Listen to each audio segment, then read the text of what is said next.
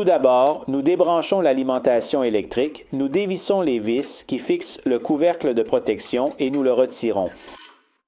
Ensuite, nous débranchons les fils d'alimentation reliés au groupe de résistance et en tenant fermement le thermostat. Nous l'extrayons complètement de son logement en faisant sortir la sonde du canal. Rappelons qu'il n'est pas nécessaire de vider le chauffe-eau. À ce stade, nous pouvons insérer le nouveau thermostat, rétablir les connexions électriques et refermer le couvercle.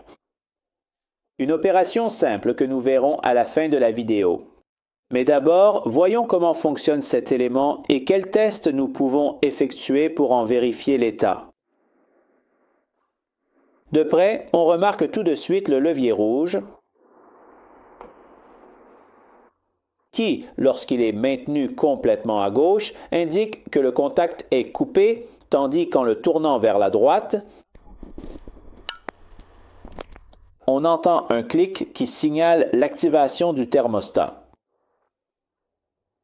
La température de chauffage peut être précisément réglée dans cette plage spécifique en tournant toujours délicatement vers le côté le plus élevé. Ce petit levier s'élève progressivement et visiblement. Elle augmente la température de l'eau jusqu'à atteindre le point maximal que ce type de thermostat, tel qu'il est réglé, peut atteindre, c'est-à-dire 75 degrés sur la partie frontale.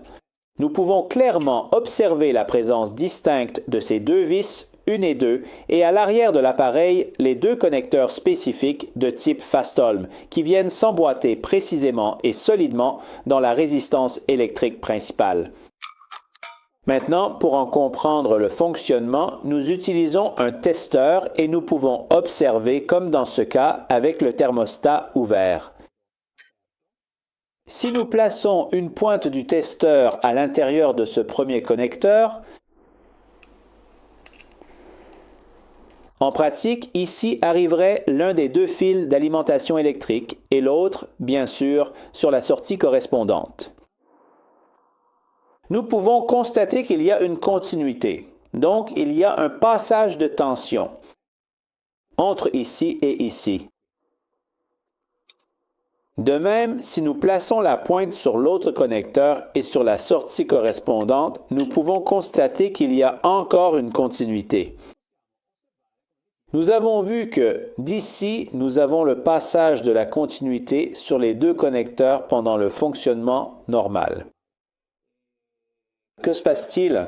Pendant le fonctionnement, lors du chauffage de l'eau, lorsque la sonde détecte que la température réglée est atteinte, elle coupe le passage vers ce connecteur et la résistance se coupe.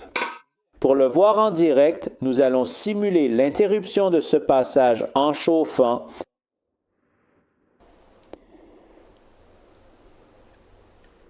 de la sonde.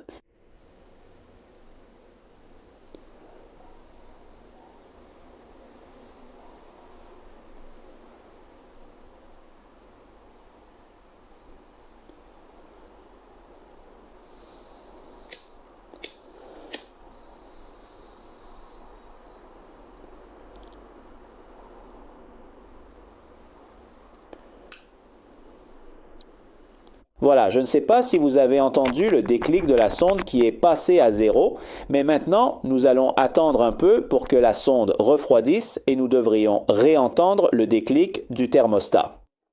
Et à nouveau, le passage de l'alimentation, disons théorique, dans ce cas.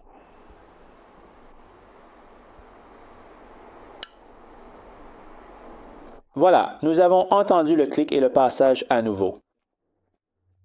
De la fermeture du contact à nouveau. Maintenant que nous avons compris le fonctionnement, nous sommes également en mesure de déterminer ce qui ne fonctionne pas et de procéder au remplacement. Nous insérons la nouvelle sonde en la poussant jusqu'au fond, puis nous connectons les fils d'alimentation pour enfin terminer par la fermeture du couvercle.